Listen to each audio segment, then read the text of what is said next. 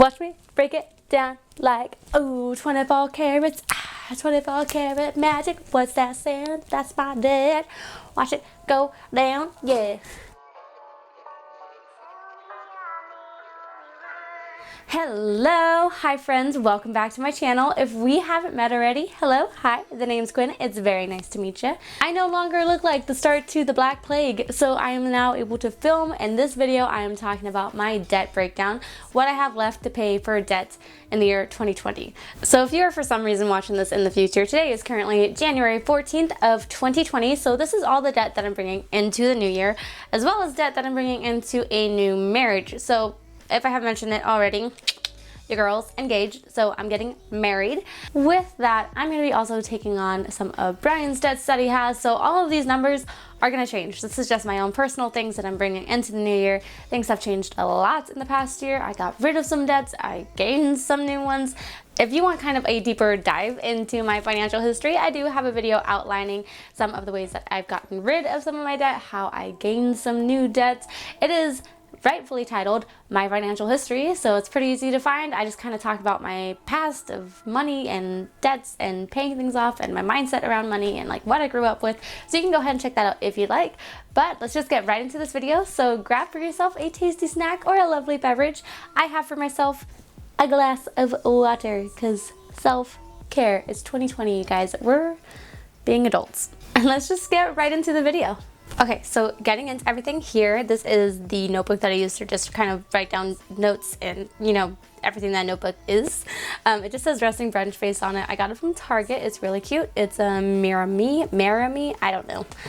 It's just a cute notebook and I like it. Okay, so breaking down into my 2020 debts. I try to make this page as pretty as I can because this is some sad numbers. So I put hearts, little frowny face, hashtag yay money, so that way when I look at this I'm not like instantly sad. You know, once you start reading it, it gets you a little bit. Okay, so I have three main debts that I'm trying to pay off right now. I am following the debt snowball method of trying to pay off my debts, which is going from the least amount that you have owed to the greatest amount. They kind of snowball over each other. There are a lot of videos that you can find online talking about the psychology about how that works for some people. That apparently applies to me because it's kind of working, which is really great. I could possibly have another video going more into depth about the debt snowball, debt avalanche method. If you guys want to hear it, I probably may not be the best person to talk about it, but there's a lot of really good informative videos out there. Okay, so the debts that I have right now, starting from the smallest to the largest, is my Invisalign. I just know I'm going to spell it wrong now that I'm writing it out on camera. Okay, so Invisalign. Currently, I owe $2,216. So that's how much I have left owed for my Invisalign payment. As far as I remember when I called and asked about them, there's no interest on that one because that is more of a payment plan that I have for it, so there's not really interest applied to my Invisalign because it's not a loan, essentially, is what it is. So that is the first one that I'm trying to pay off. My biggest goal last year was to try to pay this off before I got married. Unfortunately, that's not happening, but I am pretty close, so I'm really excited about that. They said that initially I had signed up for a 30-month plan to pay off the total amount of what it was. I didn't get the total amount of how much I owed. I forgot to ask. I think I asked and then they just didn't tell me, and we were over the phone, so I was kind of flushed because I was in a coffee shop and I was like, oh, okay, cool, thanks for the numbers, I'm just gonna go now, thank you, bye. But I do know it was around $4,000, so I've paid off just about half of it so far, and with the payment amounts that I make right now of $200, it's going to be paid off definitely in less than 30 months, so I'm really excited about that. The next debt that I have is my car loan, and then that amount that I have left to pay is $11,000, ooh, this pen's drying out, $304.56. I did just make a payment yesterday of $427, so that's now under $10,000, no, it's now $10,000 and some change.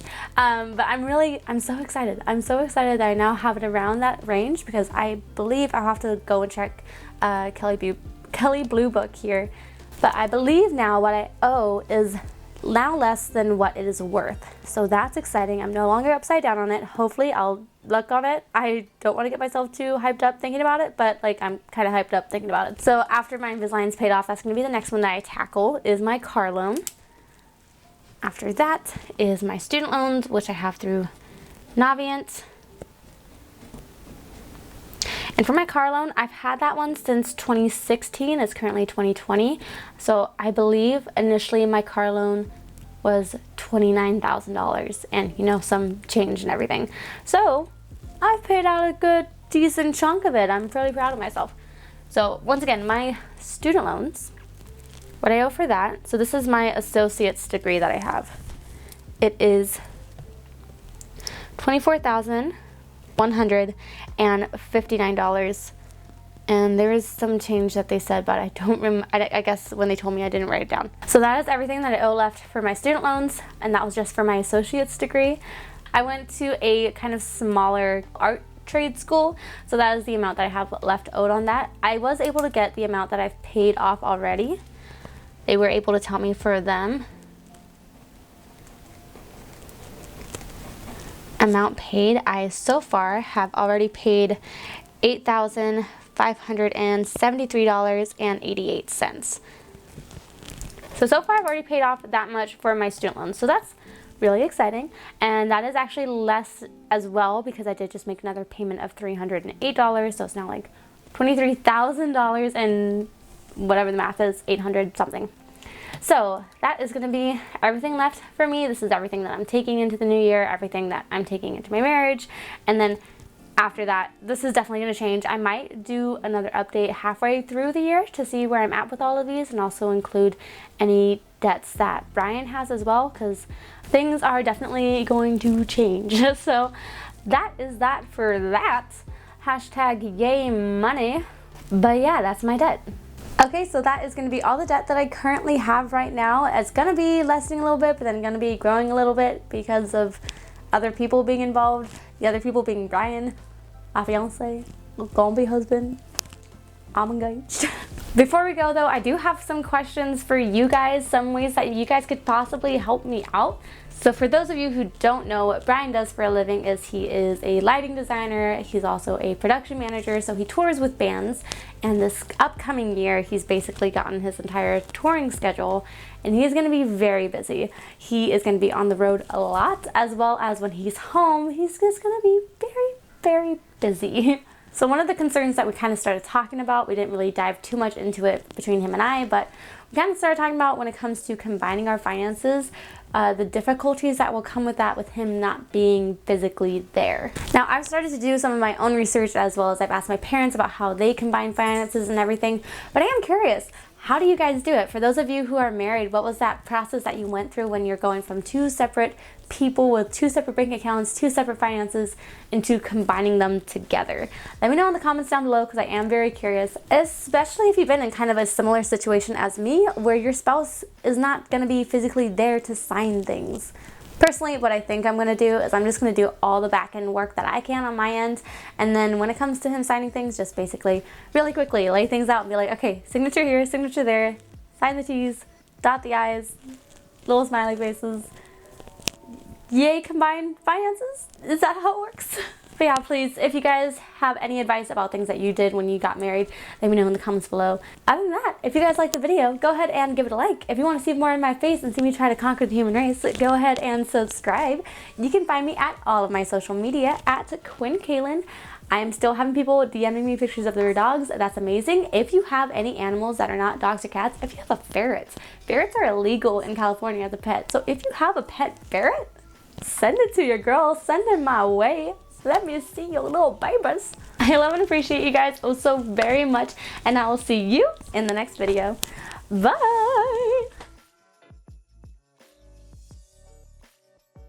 I swear I need to find a filming setup where I do not need to be wearing ridiculously high heels.